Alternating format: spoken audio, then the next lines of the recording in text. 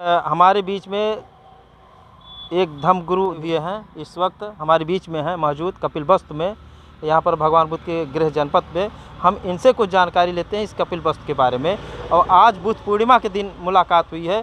वंदाम भंते जी आपको। महामंगल हो, सुखी जीवन हो। सबसे बड़ी बात तो ये है, आज बुद्ध पूर्णिमा है भगवान बुद्ध का। पूरे संसार में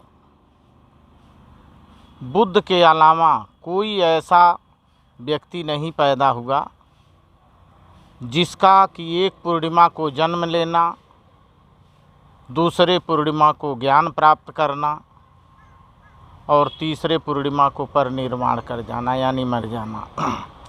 ये हम लोग जहाँ पर हैं इसका नाम है पिपराहवा कपिलवस्तु। यह भगवान बुद्ध का अस्थि कलश का स्तूप है।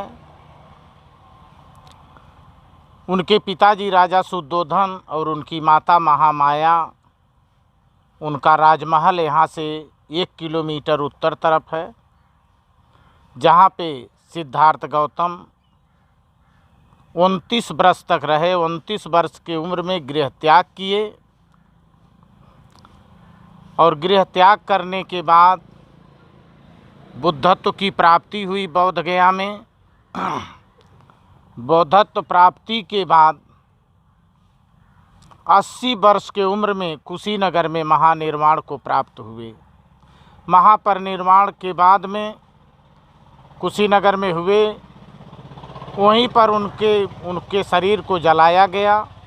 जलाने के बाद में उनके शरीर का जो अस्थि धातु था उसको 8 भागों में बांटा गया। 8 राजा ले गए।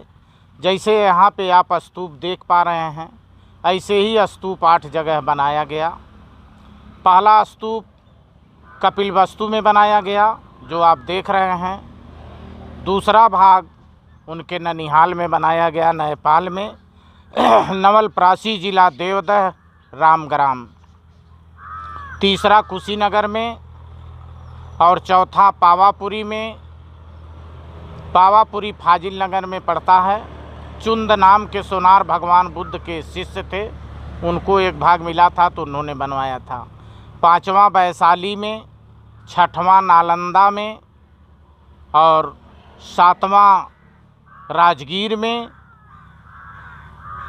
इस तरह से 8 जगह जो है भगवान बुद्ध के अस्थि कलश को बनवाया गया था। 29 वर्ष के उम्र में भगवान बुद्ध यहाँ पर आए थे।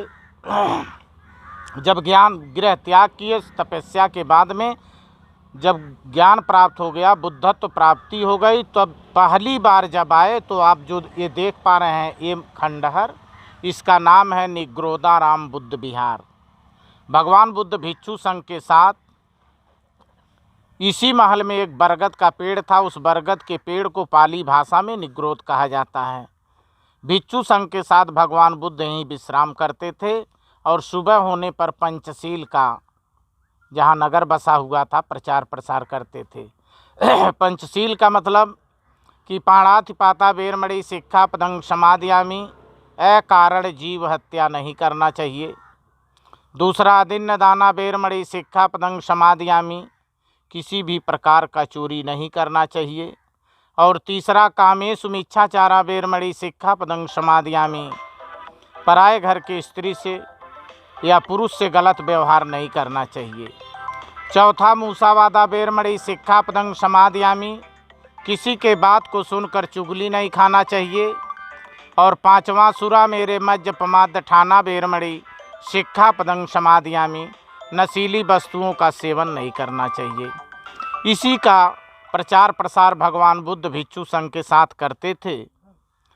1 सप्ताह बाद जब उनको जानकारी हुआ कि राजकुमार आए हुए हैं, पंचशील का प्रचार करते हैं, भिक्षाटन करते हैं और निग्रोध वन में सोते हैं, तो उनके पिताजी और शाक के लोगों के साथ में यहाँ आते हैं और राजमहल में ले जाने का बहुत प्रयास करते हैं। मगर भगवान बुद्ध ने कहा जब तक राजकुमार थे तब तक राजमहल में थे। यह बुद्धों का परंपरा है कि अपने घर से दूर रहा जाता है। तो उस हिसाब से हमको यहाँ पे ठीक है, हमको धम्म प्रचार करने में आसानी है। जब ये नहीं गए तो उनके पिताजी ने ही ये बनवाया था। ये किनारे किनारे जो कमरे टाइप दिखाई दे रहे हैं, ये भिक्षु संघ के लिए बीच में एक कमरा विशेष बना हुआ है जिसमें भगवान बुद्ध रहते थे। और सामने एक जो जहाँ पे वो भंते जी दिखाई दे रहे हैं, उसके बगल में मेडिटेशन हॉल है। भगवान बुद्ध जो है बैठ कर के बौद्ध भिक्षुओं को, उपासकों को विपासना यानी मेडिटेशन के बारे में बताते थे। स्तूप के उत्तर तरफ एक खंडहर है जहाँ भगवान बुद्ध बैठ कर के लोगों को उपदेश देते थे, उसका नाम है उपदेश भवन। और पीछे जो आम का बाग दिखाई दे रहा है, भगवान बुद्ध की मौसी महाप्रजापति गौतमी भिक्षुड़ियों के साथ, महिला जो भिक्षुड़ी थी उनको रहने का व्यवस्था वहीं पे है। महिला भिक्षुड़ी के साथ वहीं पे रहते थे, उसका नाम है महाप्रजापति गौतमी बुद्ध विहार।